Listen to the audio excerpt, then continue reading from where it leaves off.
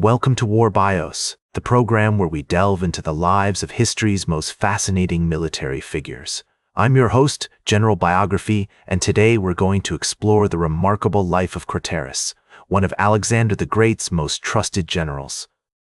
Born around 370 BCE in Macedonia, a region nestled between the majestic Mount Olympus and the vast expanse of the Aegean Sea, Craterus's early life was marked by a unique blend of privilege, education, and military training that would ultimately shape him into one of history's greatest military leaders.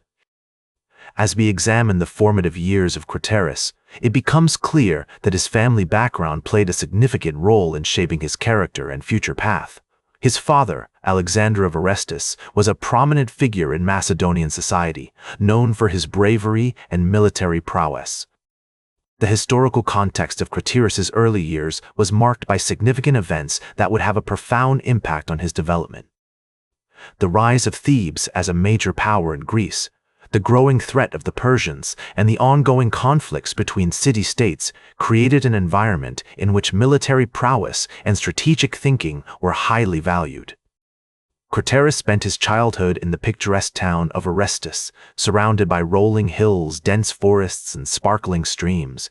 His family's estate, situated on a hill overlooking the town, was a grand structure with stone walls, wooden beams, and terracotta tiles. The air was filled with the scent of olive trees, fresh bread, and roasting meats, creating a sense of warmth and comfort that would stay with Craterus throughout his life. As a young boy, Craterus received a traditional Macedonian education, which emphasized physical training, martial skills, and literary studies. He was taught by some of the most esteemed tutors of the time, including philosophers such as Aristotle, who was known to have tutored Alexander the Great himself. This education provided Craterus with a broad intellectual foundation, preparing him for his future roles as a military commander, diplomat, and leader. The influence of his father, Alexander of Orestis, cannot be overstated.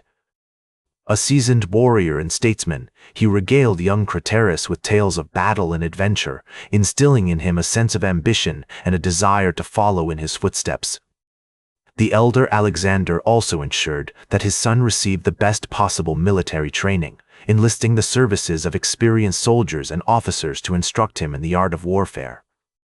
As Craterus entered his teenage years, he began to receive formal military training, learning the tactics and strategies of the Macedonian army. He was trained in the use of the caiston, a long wooden spear with a sharp iron point, and the kopis, a curved single-edged sword. He also learned how to ride a horse, handle a bow and arrow, and navigate the complexities of siege warfare. The historical context of Craterus's early years was marked by significant events that shaped his character and future path. In 357 BCE, Philip II, king of Macedon, launched a series of campaigns against the Illyrians and the Thracians, expanding Macedonian territory and establishing himself as a major power in the region. These campaigns would have had a profound impact on young Craterus, instilling in him a sense of pride and ambition that would drive him to achieve greatness. With his formative years drawing to a close, Craterus is now poised to take his first major step onto the world stage, one that will propel him into the midst of some of history's most epic conflicts. His family background, education, and early influences have laid the foundation for his future successes on the battlefield, and we can begin to see the emergence of a remarkable individual, one who would go on to earn a place among the greatest military leaders of all time.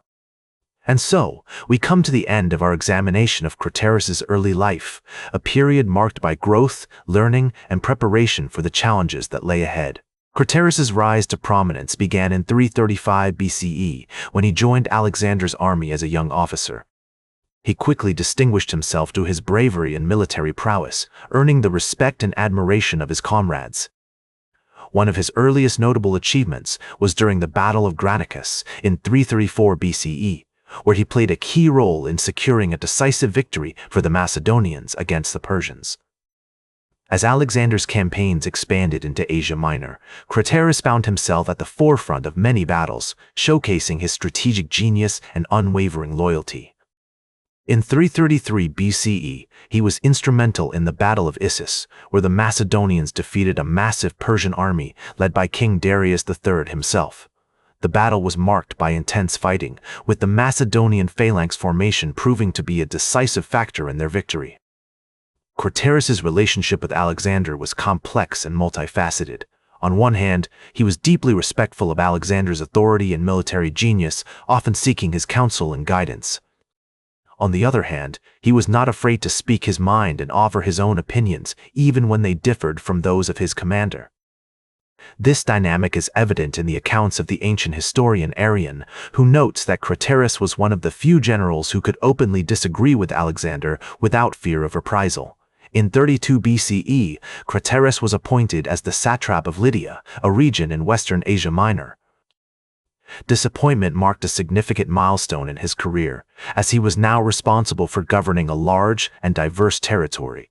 He proved to be an effective administrator, implementing policies that promoted economic growth, cultural exchange, and military security.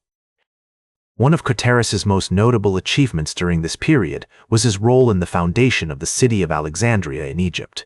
In 3031 BCE, Alexander had ordered the construction of a new city on the Mediterranean coast, which would serve as a major center of trade, culture, and learning.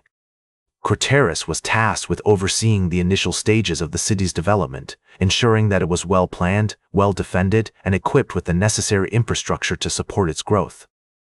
As we explore the life of Craterus, it becomes clear that his achievements extended far beyond the battlefield. He was a skilled diplomat, able to navigate complex webs of alliances and rivalries between different city-states and kingdoms.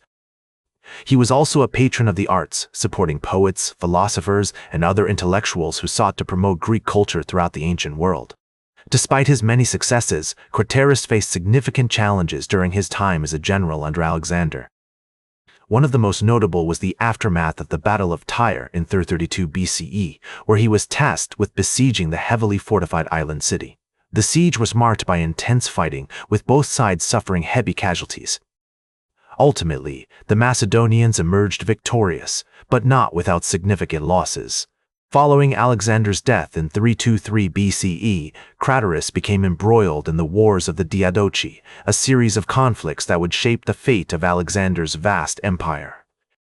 As one of the most powerful and respected generals of his time, Craterus played a pivotal role in these wars, often finding himself at odds with other prominent leaders vying for control.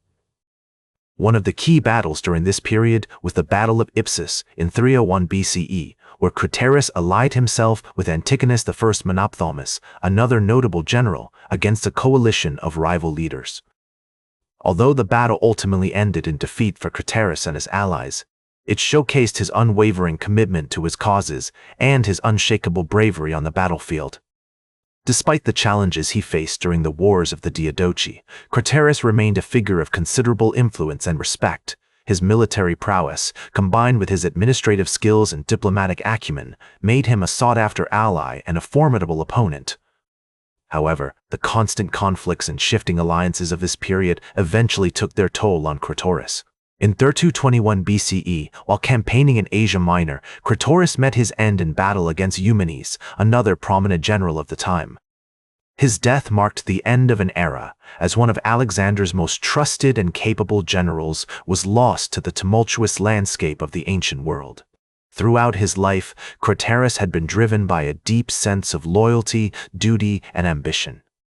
These qualities, combined with his exceptional leadership abilities and military genius, had propelled him to the heights of power and recognition in the ancient world.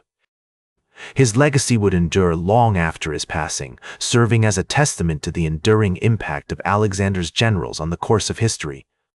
As we reflect on the life of Craterus, it becomes clear that his story is not just one of military conquests and political intrigue, but also of the complexities and nuances of human character.